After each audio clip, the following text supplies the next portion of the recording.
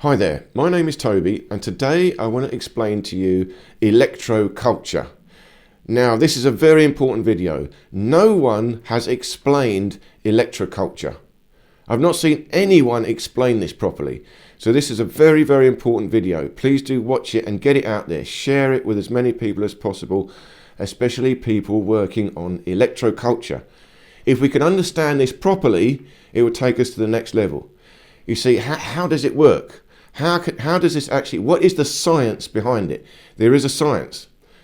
And I'm going to explain it to you today. So you can think of this as a masterclass in electroculture. I'm going to tell you everything you need to know in this little talk right now. And you can all do it. And if you can understand electroculture, you will also start to understand old world buildings, ancient technology, and you'll also understand jewellery. Jewellery is the same thing. It's electroculture for a living being. And you've got to look at ancient jewellery, not modern jewellery. We're not thinking about it now, but ancient jewellery. The older the jewellery, study it. And if you go to a museum, have a look at the old jewellery. The older the better. See what they were doing. That was electroculture for a living being, a humanoid, a higher consciousness. It's all the same thing. All the same thing. So how does it work? You see, this is ether technology. It's both physics and metaphysics. Both. You've got to understand metaphysics. Metaphysics is spiritual. It is spirit, not physical. You cannot detect it physically. It is not a manifest force. So that's why science won't recognize it. You cannot detect it physically. It has no physical effect. The ether has no physical effect directly. You have to understand that. This is to do with collecting spirit, but spirit is the life force. If you get the life force into your garden, the plants are going to grow better. Simple as that. But there's more to it than that. You see, you've got to look at my whole series on ether physics, but you have electromagnetism. That is real, that is manifest. And we know that electromagnetism will also assist the growth of plants. In fact, it assists the growth of everything. And I've talked about this multiple times. So electromagnetism is a manifest force, but that will also help to grow a body or grow a plant. We need that. We need that energy for life. But electromagnetism is a disturbance of the ether. So there are two things going on. You want to collect the ether, spiritual force, and you also want to collect electromagnetism, a physical force. But they're connected. They're both the same force. They're both the same force. So in other words, you want to create a concentration of ether such that it also becomes electromagnetic. And again, there's two things going on here. For electromagnetism, you're actually collecting electrostatics. There is electrostatics in the atmosphere. Higher up you go, is the higher the voltage. So if you go very high up, there's a high voltage difference between the upper atmosphere and the ground. And you can measure this voltage at different heights. It's quite dramatic. So when you put a metal pole in the ground, you're essentially reaching up to a higher voltage and allowing that energy to come down into the earth. And the earth needs this. The earth needs electricity. So when it's struck by lightning as well, that charges up the earth. That's very good for the plants. And that's where these old world buildings come in. You see the churches. In the churches, they've all got these wonderful gardens. In the palaces, they always have a wonderful garden, a medicinal garden, because the energy of that building is collecting so much electrostatics and bringing it down into the ground. And more than that, of course, the designs of these old buildings were ether technology. They also brought ether, the life force, down. And again, I've got to explain how that works. I'm coming to that. But let's look at ancient things. For example, very ancient things, they would have the dolmen. The dolmen. Now, these are like three stones, two big stones and one across, like Stonehenge. This is an arch. We built them. Old world buildings, you build arches. You see a lot of this stuff, pillars and arches. It's a dolmen, two rocks and one across the top. And that is creating a bridge, an arc. It's collecting electricity from the earth and bringing it round. It's like that. It's creating a circle of electricity in that area. Now, furthermore, the dolmen, the old ones, were massive. They'd make giant ones. Again, mystery how they made these great big things. But because they're so big and they're made of things like granite, there's a slight crystalline structure. So much size and so much crystals in there, and with the weight of it, what you're doing is compacting crystals. You're creating also a slight piezoelectric effect. So the ancient dolmens are also creating piezoelectricity together with connecting to the earth, electricity in the earth, and creating a circuit, energy moving around and around in the garden. So that would be at a place where there'd be a lot of power, a lot of force, and things would grow very well around there. So we know that now. That's, again, it's scientifically proven. Electrostatics and magnetism can help growth. Now, magnetism does it. Again, I've explained this with seed germination. I've got a magnet here. North pole, south pole. On the north pole, again, the magnet is ether. The point of inertia in the middle of the magnet is infinitesimal. There's nothing there. That is the ether. But from this point, the field comes out. It's electrostatics and magnetism, two things. And it comes out from a point. And this one is magnetic, is dominant. We've got a magnetic field. But so the point of inertia is ether, spirit. But the field is now electromagnetism, manifest. The top of this, the North Pole, the field is emerging. And here time is coming out. Time and space also is coming out. You've got to look at my video on time dilation. The bottom is going in. So time and space is collapsing in to the point of inertia. So at the top of a magnet, you've got slight acceleration of time. The bottom of the magnet, slight deceleration of time. So if you put a seed on the top, the North Pole, it will accelerate the germination of a seed. And again, this is proven. Thousands and thousands of experiments have been done to prove this. So magnetism, we know, will affect growth. And the same with electrostatics. You create powerful electrostatic fields, you know, like a Tesla coil, these sort of things. Or an area with a lot of electrostatics, things grow better. We need the energy. The plant or the organism needs electromagnetism. The more of it it gets, the more energy available to it. It can grow better. It's quite simple. It's quite simple. Everything is electromagnetism. All living beings are simply a manifestation of electromagnetism, and electromagnetism is a manifestation of the ether. Put it like that. But we need both. We need electromagnetism, physics, and we need the ether, metaphysics. So I haven't come to the ether yet. We're still talking about electromagnetism. And again, the old experiment's been done. You'll have to research this. There's nothing in modern science about this. But if you can create powerful static fields and grow things inside them, they grow massive. They grow powerful. And there was even a doctor or a scientist, I wish I could remember the details. You've got to listen to this guy, Matt Roeske. I'll leave the links below. He's one of the most prolific people talking about electroculture. And a brilliant free thinker. He researches everything. Now, he doesn't have the science, not all right. I reached out to him. I'd love to have a chat with him. But I love the guy. He's so positive. He's such he's such a sweet guy. I love the guy, Matt Roeske. So he explains all the research he's done. So in that, he talked about, this research as a scientist did this. With static fields, you could grow massive plants and also massive animals. So, you grow fish.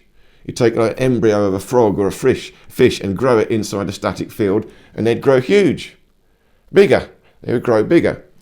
Because the electrostatics governs, or it connects also to the morphology of the organism. Because the morphology is the aura. The aura is also electromagnetism. More power, you can also have a bigger aura, and if that happens when you're already just growing, you'll grow to fill up the bigger aura. Again, you've got to look at my talks on the human codex. We'll come more to that. But it's proven. Essentially, it's proven. Now, modern science has also proven this. Modern science has proven this. You can take the embryo of an animal. They've done it like with a frog embryo, a tadpole, and you got the head of the embryo and the tail. Now, at the tail of there's voltage. Everywhere's voltage, static fields. You measure the voltage across the tail, and you measure the voltage across the head. Now, if you take the voltage across the head and apply it to the tail, then the tail will start growing into the head, and vice versa. If you take the voltage from the tail, apply it to the voltage to the head, then the head will start growing into the tail. In other words, the electrostatic fields are the thing that governs the growth. Very deep. You have to think about this. And I explained it again in life. It's all to do with the DNA. But the DNA is itself governed by spirit, governed by electromagnetism. We think we can control the DNA by manipulating the DNA. We also discovered we can't. You have to research it as well, but in all this genetic engineering, they can get so far, but 1 or 2 generations, it sort of jumps back. It jumps back. The DNA changes by itself, and they still don't know why. It's always changing. Little bit, tiny changes, insignificant, but it's always changing. So they will change it, but then it will just change back. Because it's not controlled by us. We're not controlling it. It's controlled by electromagnetism, and it's controlled by the ether, the spirit, both of these things. And ultimately, the spirit controls the electromagnetism, which controls the DNA. It's controlled by light, frequencies, energy. So that's how it will work. That's how the voltage or the frequency applied to a creature as it grows will affect its growth. Same with electroculture with plants. If you get some more electrostatics, static fields or magnetism there, it gives it more energy, it grows bigger, it grows faster. So that's proven, scientifically proven, but not recognized by modern science. Now let's talk about ether. So you've got electroculture. First of all, you put something in the ground. It's as simple as that. You put a metal rod in the ground, a very simple electroculture, and that will attract the electrostatics from the atmosphere and bring it to the ground. But you can do more. You can do more. You can create a metal structure in a particular shape. This becomes an antenna that will pick up frequencies, radio waves. And there are particular frequencies that are good. Now, there's a guy called Ken Wheeler, again, another guy, the only guy really to talk about the science of electroculture. So I'm referring to him on this. If you look at his channel, he will tell you about the aerials. He's got a design for a very simple aerial that you can all build. It's the shape, a particular geometry that picks up frequencies. And that's, again, scientific, goes into the ground. Electromagnetism. And he's an aerial engineer, a scientist, a mathematician, expert on field theory. A very clever guy. I'll leave the links to Ken Wheeler. You can study his channel for that. I'm not going into the details. But again, early electroculture, people, the old wives' tales, they just take an old coat hanger. So even, they take an old coat hanger, stretch it out, stick it into the ground. It's got a bit of a shape, like an antenna. But if you want to know, there is a science. You can create a particular geometry that will collect a particular frequency, radio waves, that will go into the ground and help the growth. But I'm still not talking about that. I'm talking about another level again, ether technology. So no one else is explaining ether technology quite like this. So the ether is the fundamental field of the universe. The universe is essentially the ether coming into manifestation, and then manifestation returning back to the ether. In other words, creation and destruction all the time. The ether is creating energy, electromagnetism, and then through entropy, that is going back to the ether, disappearing back to metaphysics. This is always happening, creation and destruction of energy. The ether becoming energy, going back to the ether. And the way manifestation happens, again, manifestation is very complex now, especially life forms. But all manifestation follows a particular mathematics. It has to, because manifestation is an objective reality. We must share it. And in order to have an objective reality, it has to follow some rules. You see, internal world, subjective, any old fantasy, but we can't share that. This world is physical, it is real, we know this is objective. So to build this objective reality, it must follow the rules, and the rules are mathematical. It is the mathematics of the golden ratio. Now, we all know the golden ratio governs growth. We all know that. It governs life. It must follow the golden ratio. But the morphology of life, the human body, the dimensions of the human body, they're all in the proportion of the golden ratio. And you're going to see the golden ratio in all layers of complexity in life, in the internal organs, in the brain functions, in the blood, the water, the ratio, the connection of all these things, it's all going to be governed by the golden ratio. And the golden ratio governs everything. It governs the formation of electrostatics and magnetism. The very ratio of electrostatics and magnetism that constructs the universe is the golden ratio. It's the grand unified field theory. And furthermore, even deeper than that, and I've got to explain this one day properly, it's very difficult, the balance between metaphysics and physics, the very balance between ether and electromagnetism is itself the proportion of the golden ratio. Ether is 1, and the golden ratio, manifestation, is phi, the golden ratio. Phi is the Greek letter, 1.1618 something something going on for infinity, irrational number. Ether is 1, perfection, metaphysics. Electromagnetism is manifestation, imperfect, infinite growth, therefore an infinite number. And there's only one number that this works. One number. That's why it's called incommensurability. These two things are incommensurable.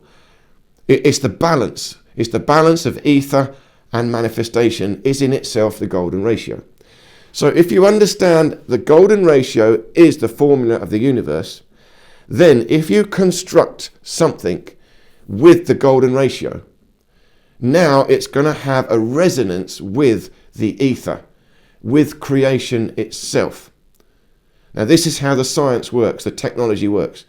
Now if you look at, again, old, ancient electroculture, and they'd have things like shells. You put a shell. And again, there's modern people done it. I can't remember who, I think it's Rudolf Steiner, or it might have been the other guy, what's his name? I can't remember his name. Anyway, some of these modern people, they've done it, they talked about it. They will put, they get animal horns, and put it in the ground. It might be Wilhelm Reich, one of these. Anyway, it doesn't matter. I'm explaining you the principles, but that you can research all this. I'm explaining how it works. So they'll put like cow horns into the ground, all over the place, cow horns, and it proved it works. He got better growth in the soil. It also brings energy to the soil. The soil can cleanse itself. How can it cleanse itself? Because there are bacteria in the soil, and the bacteria in the soil also need the electromagnetism. So you're bringing the electromagnetism in the soil for the bacteria in the soil, as well as the growth of the plants. The bacteria in the soil are metabolizing everything and creating the nutrients. And furthermore, there's a symbiosis going on.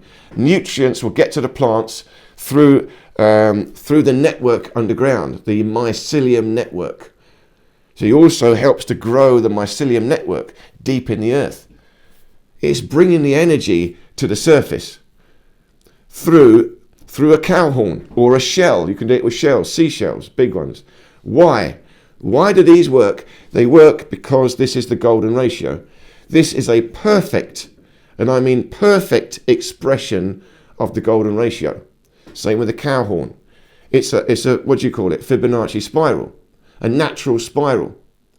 Now they're all different. They're all artistic. Every single shell is different. That's the nature of the golden ratio. But they're all variations on a theme. And the theme is phi, the golden ratio. And they're all perfect expressions of that phi. All different. So you put these in and it will attract the ether. Because that is so perfect. The mathematics of the golden ratio, this is such a perfect expression of it. It's high technology, natural technology. So they will help the growth of your garden, and that can be proven. And that's ever so easy. We can all do that. We all can do that. You can do it even with animal bones. Bones will do it. That's why they also will build structures with bones, because the bones are, again, organic structures built upon the golden ratio, organic crystalline structures. Even these things are natural crystalline. There's a certain level of crystalline structure in there, organic crystal. So crystals, again, are coherence. The coherence resonates with energy and amplifies energy. So these crystals are amplification devices. So this will amplify light, electromagnetism, but it will also amplify information. The ether, spirit, can also be amplified through crystals. So that's why people are doing electroculture, they're just building them. And that's what Matt Roeske talks about. You can just get a stick or wrap a coil of wire around it and put a crystal on the top. Very simple ether antenna that will build, help energy get to the ground. But how do they work? These are artistic, intuitive. But what is art? Now again, listen very carefully. This will answer all the questions. What is art? Art is an expression of the golden ratio, or true high art. Now we've got very low art. Now we've got ugly art. There's no expression of the golden ratio in there. You look at the ancient artwork, it's all beautiful. All the bodies, the sculptures are perfect forms of a human. Perfect humanoid structures. They're beautiful. And some of them are hyper-realistic beauty, idealistic beauty. Why? Because that is an expression of the golden ratio. When you create a sculpture of a human being in perfect proportionality, and again, that's what you've got to study when you look at these ancient sculptures, someone has got to measure the limbs and calculate the mathematics to show that is a perfect expression of the golden ratio in a humanoid form. That's what gives it power.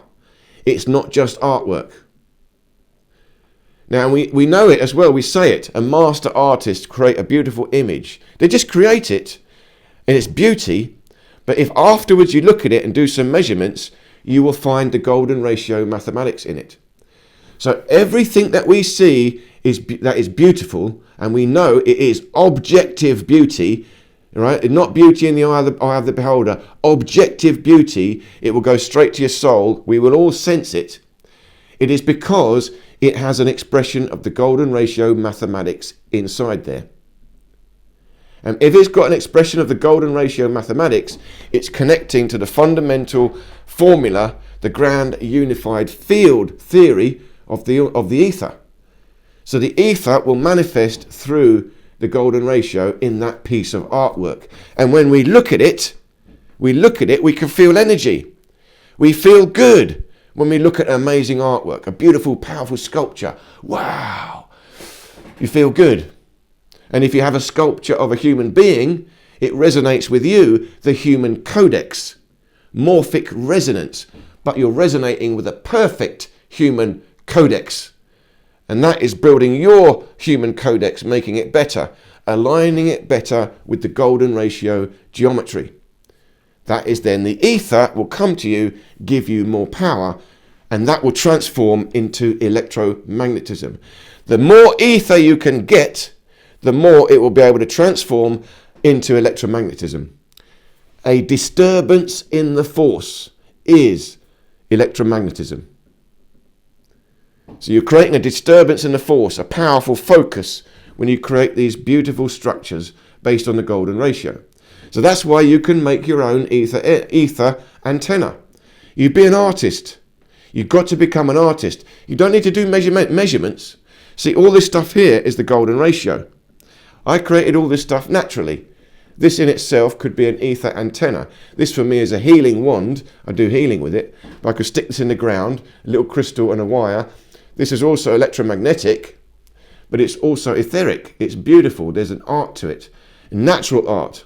I haven't done the measurements, but somewhere in here you're going to find measurements very close to the golden ratio. That will give it etheric power. But I did it instinctively.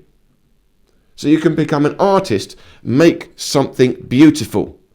Make something beautiful out of crystals, out of copper, out of wood, and put it in the garden. That will bring the ether to it. You see, two things. You want electromagnetism, so for that you use metal, copper. Just a copper rod will work. Or use a stick and you coil the copper around it, round and round it. When you coil the copper around, what does that remind you of? DNA. You're bringing in vibrations of resonant frequency of a spiral straight into the earth. That is DNA. You're resonating with the DNA, and the DNA is built on the golden ratio. And that also connects to the frequencies of light. You bring light in. Again, very subtle. So that's easy. You can all do that. Then you can have at the top, you might branch it out and then put a crystal, something to hold a crystal. Find a nice crystal, anything you like. It could be a shell. And you stick it on the top. So you can imagine all these things. Think about these things. It can be artistic. You tune in.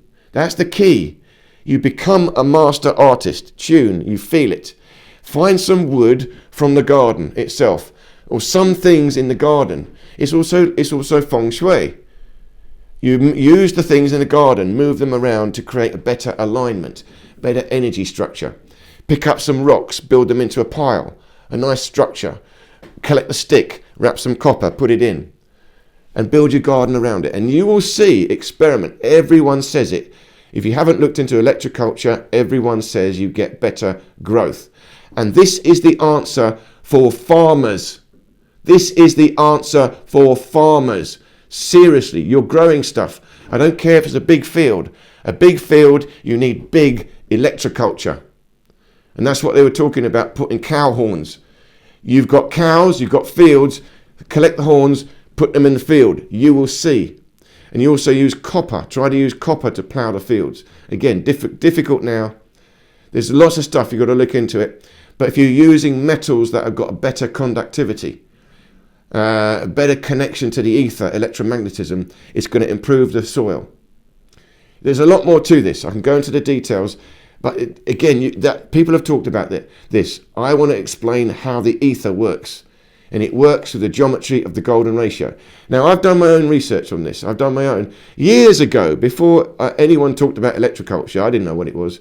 But I studied metaphysics and physics. I'm always doing this. And I developed a thing that I called a spiral pyramid. Spiral pyramid. I've got one here. You see, now, this, if you can see, the base is a pyramid. It's just a square.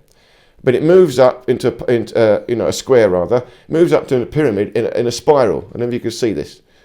It's like a teepee. Do you know the American Indian teepee? You just get a load of sticks and you pile them up and they go into a spiral at the top. You spiral them around. So here I have a perfect square at the base. So that's pristine, perfect geometry. But it goes up to a slight spiral. And as it spirals, it's creating a movement. So the top now, you've got a dynamic. And then what I would do, you can see it here, I've got a crystal at the bottom and I'd have a crystal at the top. But I would design these things based on the crystals. I had a very big one. This was the crystal at the bottom and this was the crystal at the top, a big one. Made it with copper pipes. It lasted a few years, but it didn't last forever, so I haven't got it anymore.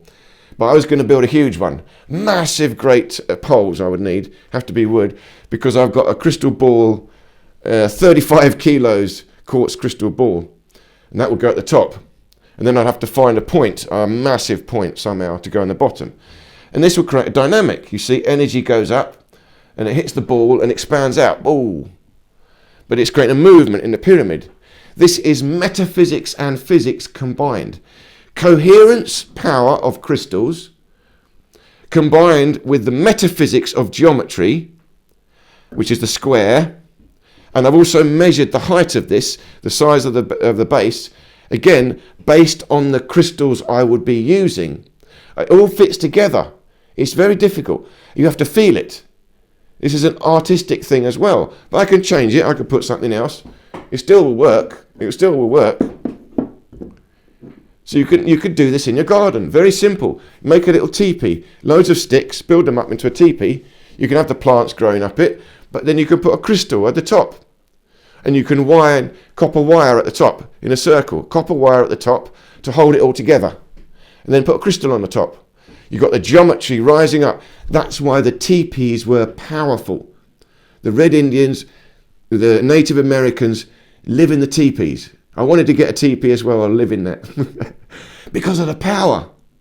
Even the igloos. You know, the Eskimos build igloos. It's a circle, dome structure. That's power. The yurts, you know, they had yurts. Circular structure, power, energy in the geometry. But the teepee is, that's master level. The teepee is master level. Talking about pyramids, ancient Egypt, these are very elaborate, huge, but, TP, I think, is the master level. The Native American Indians, the real ones, the shamans, those guys were masters. They'll be traveling the universe as well. They're always meeting aliens. Aliens always come down. You see it today. Loads of people in the Indian reservations, they always got aliens coming down. They always got the lights. They're always seeing them. It's no big deal for them. Throughout all time, they talked about them. The teepees were these magical things. And you go and sleep inside a teepee, you go through the hole, you can travel to the stars. But they'd move them around. These were organic technology. They'd have a special place in nature. Feng shui, a river, a field, the trees, the mountains. They locate it. The teepee connects to the stars, but inside is a master level consciousness who can harness the nature. For them, it was Mother Earth, the power of the earth itself. That's what you want to do in electroculture, is tune in to the power of Mother Earth. That is organic. That is artistic. That is the feeling. That is the shaman. You tune into it and you build these structures to help create a beauty. Create a beauty in the garden. Think about it, feel it, experiment, move things around. And then think where you want to plant things. And you see 1 year, I guarantee it, in 1 year you will see an improved growth. And they also say it will counteract the poison in the skies. I don't want to talk about it, but I will say the words, but we all know it. It's infuriating madness.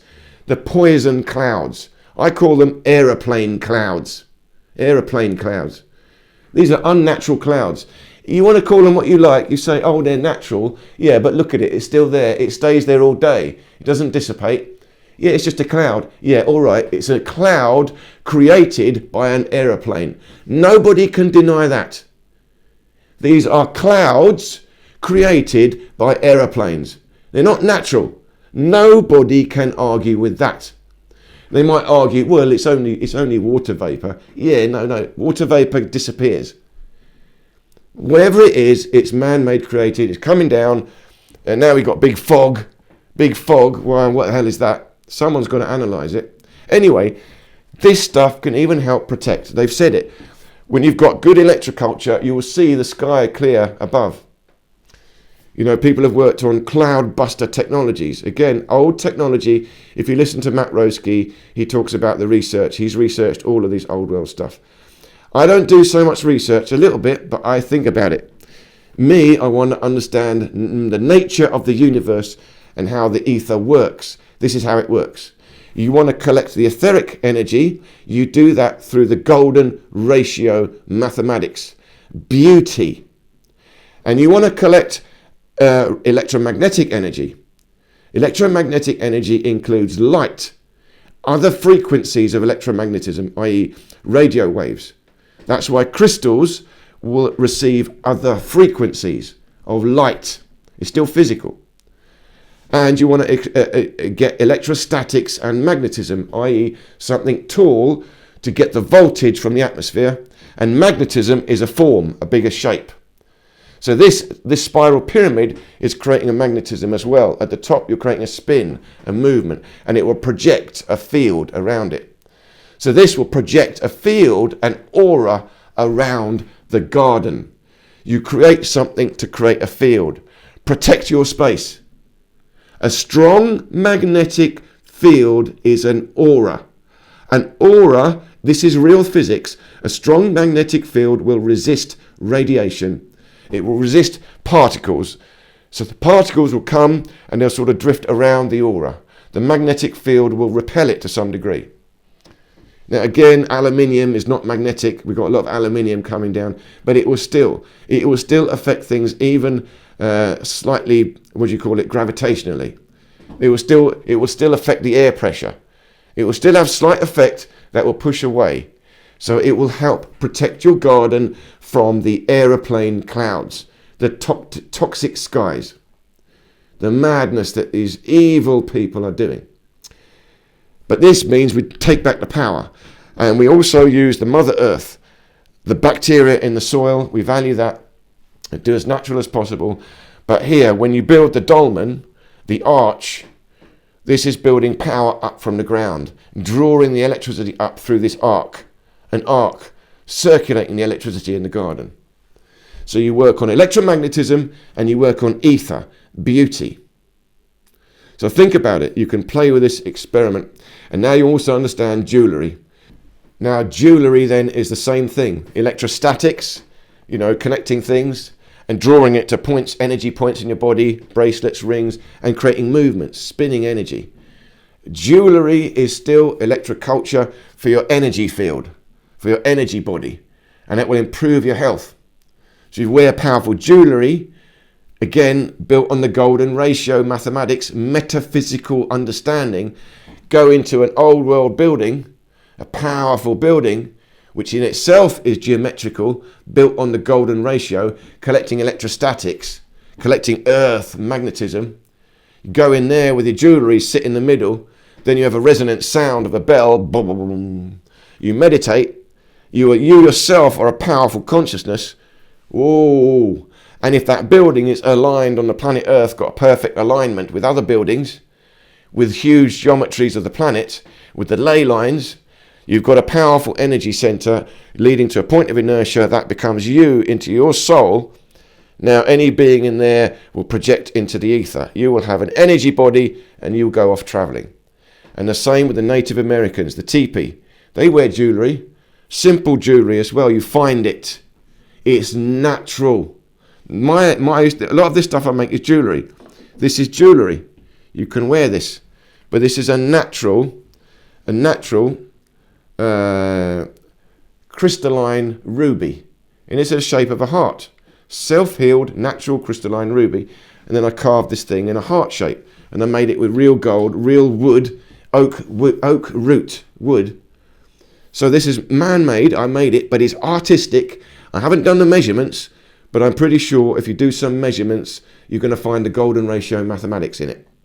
It's a powerful etheric jewellery built out of real substances. So the real substances have a real resonance, but the geometry itself has a resonance. The geometry resonates with the ether. The material substance resonates with electromagnetism. When you combine the two, you have got ether technology. Highest level technology there is, and we can't understand it because we are not looking at the spirit. So I hope this made sense. Please do leave any questions or comments and share this video. People doing electroculture, have a look at this. This is the real science, how it works. If you can understand ether physics, you're going to take this to a whole nother level, and then you just play with it. And check out the whole series, Ether Physics. Have a look at my homepage. I've organised all my little series. You look at them and just click through. Every video is different. They're all different, so you have to look through the playlist to find a video. So thank you so much for watching. Thanks for your time, and I look forward and hope to see you in any of these other videos here.